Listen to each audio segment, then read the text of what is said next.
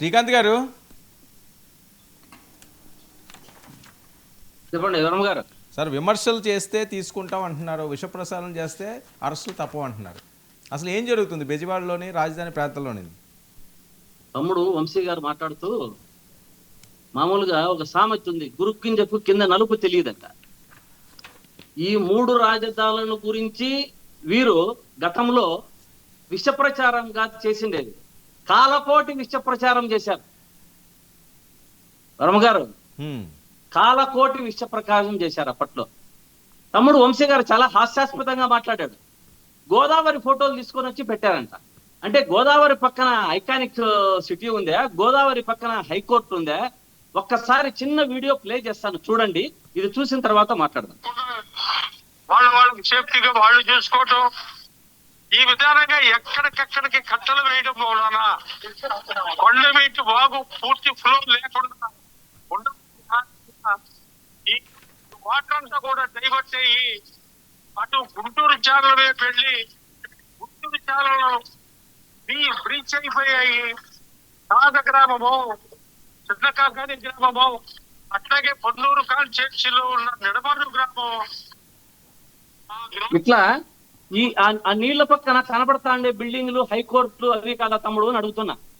ఒకటి వర్మ గారు, నేను చేసేది ఏమంటే, గతంలో చంద్రబాబు నాయుడు గారు చేసిన పొరపాటు వల్ల, అంటే వారు గెలిచినప్పుడు 10 ఏళ్లకు మనకు రాజధాని ఇక్కడ పక్కాగా కట్టించుకొని విజయవాడలో రావాల్సిన పరిస్థితి మనం. కానీ చంద్రబాబు నాయుడు గారు ఓటుకు నేటు కేసు వల్ల భయపడి అక్కడి నుంచి పరిగెత్తుకొని వచ్చి ఇక్కడ ఏదో తాత్కాలిక రాజధాని చెప్పి చెప్పి చెప్పి ఏ సమయంలో చెప్పాడో కానీ అది తాత్కాలికంగానే నిలిచిపోతోంది. గతంలో ఆయన చెప్పినట్టు చేశాను. దీనికంతా కారణం ఏం తెలుసా? చంద్రబాబు నాయుడు గారు బూట్లు వేసుకొని అక్కడ పూజ చేయడం వల్ల జరిగింది ఇదంతా అని నా ఉద్దేశం. హిందువుల ఉద్దేశం అంతా కూడా అదే. వారు పాదరక్షలు వేసుకొని బూట్లు వేసుకొని రాజధానికి నిర్మాణానికి పూజ చేయడం వల్ల మనకు ఈ అరిష్టము, ఈ దరిద్రము చుట్టుకుంది మన మన మన రాష్ట్రానికంతా అనేది హిందువులందరికీ తెలుసు, మన రాష్ట్ర ప్రజలందరికీ తెలుసు. కానీ వర్మ గారు వీళ్ళు మాట్లాడేది ఉన్నది ఉన్నట్టుగా మాట్లాడితే, అంటే నీళ్లు ఉన్నాయా అంటే నీళ్లు లేదని చెప్తారు వీళ్ళు. అంటే దాన్ని సద్విమర్శల కింద తీసుకోవాలి కానీ విష ప్రచారం కింద తీసుకోవడం ఏంది? వీళ్ళు ఎంతమందిని లోపలేస్తారు? మీరు మాట్లాడే వాళ్ళందరినీ లోపలేస్తారా? మాట్లాడితే లోపలేస్తారా? మీకు జైల్లో పట్టేదట్టుకుంటే ప్రతి ఒక్కరూ మాట్లాడతారు. మీకు దగ్గరికి వచ్చిన టైము చెప్పినది చేసినట్టు చేయండి. రాజధాని నిర్మాణంలో అక్కడ ఏం జరుగుతా ఉందో చెప్పండి.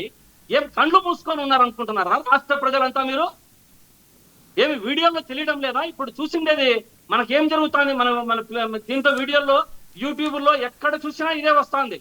ఏదో గోదావరి పక్కనే జరుగుతుందంటే ఎవరు చెవులు పని చేయకుండా ఉండలేదు, రాష్ట్ర ప్రజలు కళ్ళు లేకుండా ఉండలేదు. అందరూ కూడా అప్రమత్తంగా ఉన్నారు.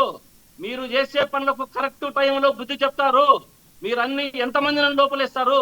విష ప్రచారం కంటే మీరు కాలకోటి విష ప్రచారం చేశారు అప్పట్లో 3 రాజధానుల మీద. ఏం భయపడతారు అనుకుంటున్నారా ప్రజలు? ఏమనుకుంటున్నారు మీరు? ఇవంతా భయపడే మీ తాటాకు చెప్పులకు భయపడేది ఇక్కడ ఎవరూ లేరు. ఉన్నది ఉన్నట్టుగా మాట్లాడతారు. కేసీఆర్ తో పాటు ఓటుకు నోటు కేసులో భయపడొచ్చి అక్కడి నుంచి వచ్చి ఇక్కడ చేసినట్ల మీరు చెయ్యాలంటే కుదరదు. ఇది గతంలో కూడా మన వర్మ గారు ఇంకొక విషయం చాలా మందికి ఇప్పుడు మాట్లాడలేదు.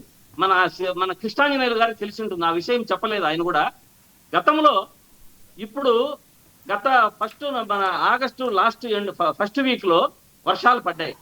ఆ వర్షాలను నీళ్ళంతా తోడి అక్కడ రాజధాని నగరంలో స్వాతంత్ర దినోత్సవం చెయ్యాలని వీరు కొన్ని కోట్లు ఖర్చు పెట్టారు ఆ నీళ్లు ఎత్తిపోవడానికి. లాస్ట్ మినిట్ లో మళ్ళీ విజయవాడకు మార్చారు. ఎందుకు మార్చారు నీళ్లు లేకుంటే? చెప్పండి ఆ విషయం. ఏదో పిల్లి కళ్ళు మూసుకొని పాలు తాగుతుంది కదా అని మీరు ఏం చెప్తే అది నమ్మడానికి ప్రజలు లేరు ఇక్కడ. ఆ డబ్బు ఎవరిది అనుకుంటున్నారు? ఆ నీళ్లు తోడడానికి, అక్కడ స్వాతంత్ర దినోత్సవం అమరావతిలో జరపడానికి కొన్ని వేల కోట్లు ఖర్చు పెట్టారు. అన్ని డబ్బులు ఖర్చు పెట్టి ఎవరి సొమ్మని చేశారండి ఆ డబ్బులంతాను. ఏమనుకుంటున్నారు మీరు? దాన్ని మళ్ళీ లాస్ట్ మినిట్ లో తీసుకొని వచ్చి విజయవాడలో చేయడం జరిగింది. అక్కడే నీళ్లు లేకపోతే ఎందుకు చేయలేకపోయారు అక్కడ? దానికి ఆన్సర్ చెప్పానండి. ఓకే, అది లేదు. అది లేదు కానీ ఊరికే మాట్లాడితే లోపలేస్తారంట. Right. మంత్రి గారు చెప్పారు, నారాయణ గారు. ఇంకోటి వర్మ గారు ఇంకో విషయం చెప్పండి చెప్తా. చెప్పండి. నారాయణ గారు చెప్పారు, బాగా విన్నాము. ఇంకొకటి, రాజధాని ప్రాంతం అంతా అది నల్లరేగడి నేలది. దాంట్లో నీళ్లు అంత తొందరగా ఆనవు, లోపలికి పోయే కొద్దీ చాలా గట్టు లోపలికి తీయాలి. అందుకనే కూడా కొన్ని మన రిపోర్ట్స్ లో కూడా అప్పుడు వచ్చిన దాంట్లో రాజధాని ప్రాంతము రాజధానికి సరిపోదు ఇప్పుడు ఉన్నది అని కూడా చాలా దీంతో రిపోర్ట్లలో కూడా రావడం జరిగింది.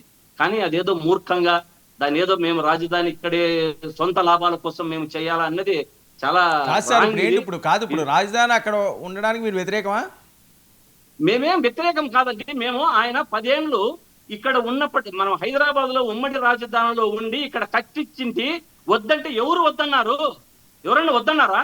మేము కూడా రాజధానికి ఎప్పుడు వ్యతిరేకం కాదు. కానీ వారు చేసే పనుల వల్ల ప్రజలకు గండి కొడుతూ ప్రజలను మభ్యపెడుతూ ప్రజల డబ్బును వృధా చేస్తూ కోట్లు ఖర్చు పెడుతున్నారు. ఇది తప్పు అని మేము చెప్తున్నాం. మేము ఎప్పుడు రాజధానికి వ్యతిరేకం. రాజధాని ఆయన 10 ఏళ్ళు టెంపరవరీ అని అన్ని వేల కోట్లు ఖర్చు పెట్టి దాంతో డబ్బు దండుకోకపోతే సొంతంగా రాజధాని ఇది మన రాజధాని నిర్మించడం మేమేమన్నా వద్దనిదిమా? ఎవరు వచ్చింటే అక్కడే పాలిస్తారండి. ఏం సొంతం ఈ రోజు మీరుంటారు, రేపు వేరే ప్రభుత్వం వస్తుంది, రేపు ఆ ప్రభుత్వం వస్తుంది, ఎల్లుండి వేరే ప్రభుత్వం వస్తుంది. ఎవరేమి శిలాశాసనంగా ఇక్కడేమి ఉండాలని రూలు లేదు. ప్రజలు ఆ అవకాశాన్ని ఇవ్వరు. కాబట్టి ఇటువంటి మభ్యపెట్టే మాటలు గాని మభ్యపెట్టే ధోరణి గాని భయపడిచ్చే ఇది గాని మీరు చేస్తే ఇక్కడ ఎవరు నాయకులు గాని ప్రజలు గాని ఎవరు ఒప్పుకోరు. మీరు దాన్ని కట్టు పెట్టుకొని ఉండాలి అని నేను చెప్తున్నా.